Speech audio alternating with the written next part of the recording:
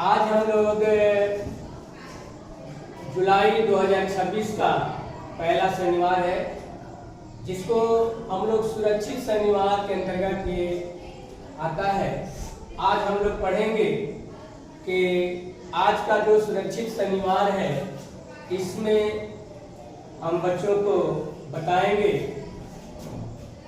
विद्यालय सुरक्षा पखवाड़ा एवं विद्यालय सुरक्षा दिवस का आयोजन। आज का जो थीम है हम लोगों का, आज का जो प्रोजेक्ट है वो है विद्यालय सुरक्षा पखवाड़ा एवं विद्यालय सुरक्षा दिवस का आयोजन। हम जो है इस आयोजन में विद्यालय के इस प्रोग्राम में हम लोग क्या करेंगे और इसको हम लोग कैसे, इसका उद्देश्य क्या है, इसको करने से हमें फायदा क्या होगा और इसको अगर हम करते हैं तो हम लोगों का भी फायदा किस प्रकार कर सकते हैं। तो आइए हम लोग देखेंगे। सबसे पहले बिहार राज्य आपदा प्राधिकरण द्वारा प्रतिवर्ष 1 जुलाई से 15 जुलाई तक आयोजन किया जाता है इसका। हमारे बिहार में, चूंकि हमारा बिहार जो है बाढ़ ग्रसित, हमारे बिहार के कुछ इलाके बाढ़ ग्रसित क्षेत्र हैं, जहां पर अधिकांशतः आपदा प्रबंधन आपदा आया करता है। तो इस आपदा से बचने के लिए हमारी जो सरकार है, ये एक सुरक्षित शनिवार के अंतर्गत एक योजना लाई, जिससे कि हमारे जो विद्यालय के बच्चे हैं वो इस आपदा से बचने के लिए तैयार हो सके, और उसमें हम शिक्षक जो है बच्चों का सहयोग करते हैं, जिससे बच्चे हर एक प्रकार की आपदाओं से बचने के लिए एक कुशल हो सके और उनके अंदर ज्ञान हो सके, ताकि वो अचानक अगर कोई आपदा आ जाता है तो कैसे उससे बच सकते हैं। ठीक है, तो सबसे पहले हम लोग देखेंगे कि विद्यालय में प्राकृतिक आपदाओं से बचाव से संबंधित कार्यक्रम का आयोजन 1 जुलाई से लेकर 15 जुलाई तक किया जाता है। और जब ये योजना जब तैयार किया गया तो इसका कुछ उद्देश्य हुआ। आखिर कोई भी काम करने से पहले ये तय किया जाता है कि उस काम को अगर हम करेंगे तो उसका हमें परिणाम क्या मिलेगा, उससे हमें फायदा क्या होगा। तो यहाँ पर आप लोग देखिएगा कि इसका उद्देश्य विद्यालय के बच्चों को प्राकृतिक आपदा से बचाव।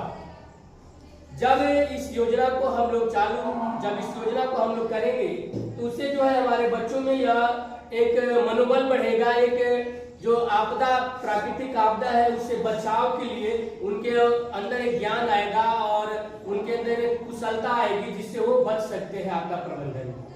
आइए हम लोग देखें, जैसे मान लीजिए अगर कोई आपदा आता है, जैसे बाढ़ आ गया आपके इलाके में, क्योंकि जब आप बाढ़ ग्रसित क्षेत्र में जाइएगा तो वहां जब बाढ़ आता है तो लोग जो है बाढ़ में बहुत सारा धन संपत्ति बह जाता है, आदमी भी बहुत सारे बह जाते हैं। यानी कहने का मतलब कि बाढ़ के वजह से लोगों का धन संपत्ति और जन का भी नुकसान होता है। मनुष्य भी मारे जाते हैं, उनका धन संपत्ति भी नुकसान हो जाता है। अभी आप लोग देखे होंगे, बहुत सारी टीवी में न्यूज में दिखाता है कि जहां बाढ़ आता है वहां मकान, बड़ा बिल्डिंग है वो गिर जाता है, कितने बच्चे उसमें बहकर मर जाते हैं। तो इस सब आपदा से बचने के लिए ही हम लोग इस प्रोग्राम को चला रहे हैं, और हमारी सरकार जो है इस प्रोग्राम के तहत जो है हमारे बच्चों को ट्रेन कर रही है, ताकि हमारे बच्चे उस आपदा से बचने में के लिए सक्षम हो सके।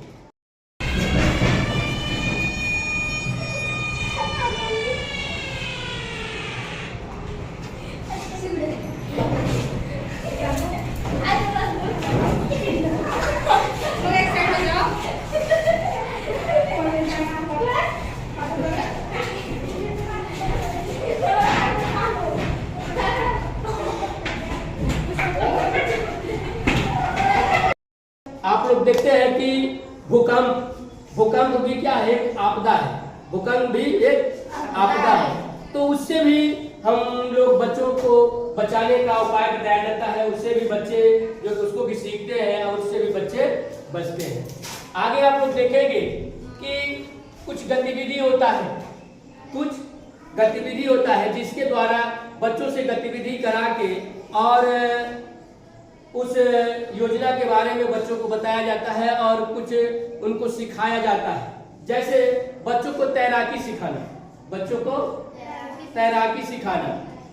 अगर आपके बगल में कोई तालाब वगैरह है तो बच्चों को तैराकी सिखाने के लिए वहां ले जाकर बच्चों को तैराकी भी सिखाया जा सकता है। तो हम लोग जो है बच्चों को तैराकी के बारे में भी बताते हैं। उसके बाद भूकंप जब आता है तो हमें सुरक्षा कैसे करना है उसके बारे में भी हम लोग बताते हैं। यानी बच्चों को जो है हर एक तरह से ट्रेन करने का ही मूल इसका उद्देश्य है कि हमारे जो बच्चे हैं हर प्रकार से ट्रेन हो जाए, हर प्रकार से अपने आप को सुरक्षित कर लें। अगर कोई भी आपदा आए तो उसमें बच्चे जो है अपना जो है कि बचाव कर सके। जब बच्चे छोटे पर से इसके बारे में जानकारी प्राप्त किए रहेंगे तो जैसे जैसे धीरे धीरे जब बड़े होंगे तो उनका दिमाग जो बढ़ता जाएगा और वो जो है कि अपना सुरक्षा कर सकते हैं, अपने अगल बगल के लोगों का भी सुरक्षा वो कर सकते हैं। तो इस प्रकार हम लोग देखते हैं कि हर बार जो है जब भी सुरक्षित शनिवार आता है किसी न किसी विषय पर एक थीम रखा जाता है जिससे कि बच्चों को जानकारी हो और बच्चे जो है कि सुरक्षित रह सके। तो इस प्रकार हम लोगों ने देखा कि आज का जो हम लोगों का ये थीम था सुरक्षित शनिवार का, विद्यालय सुरक्षा पखवाड़ा एवं विद्यालय सुरक्षा दिवस का आयोजन करना। तो इस प्रकार जो है हम लोग बहुत सारी चीजों का आयोजन कर सकते हैं। इसके बाद हम लोग देखेंगे यहाँ गतिविधि में कि शिक्षा समिति का सहयोग भी हम लोग ले सकते हैं।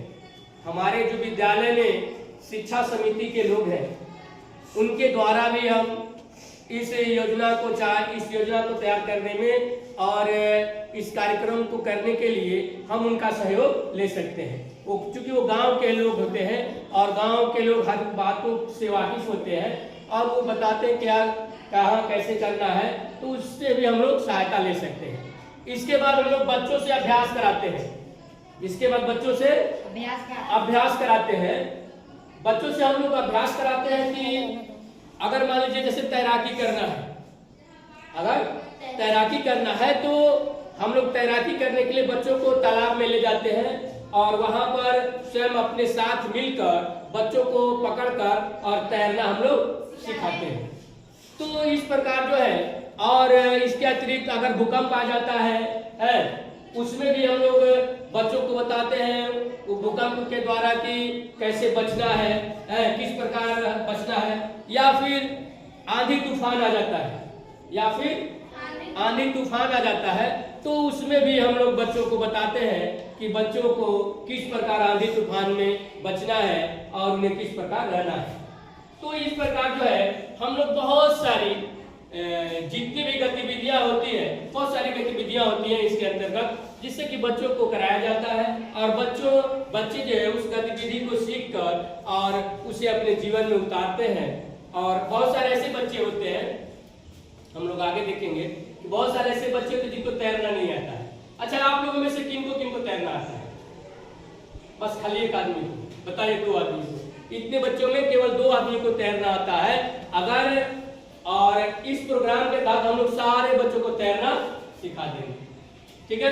तो इस प्रकार जो है यह प्रोग्राम जो है सरकार का बहुत ही सफल प्रोग्राम है और इसे हम सबों को मिलकर एक साथ करने की आवश्यकता है, ठीक है।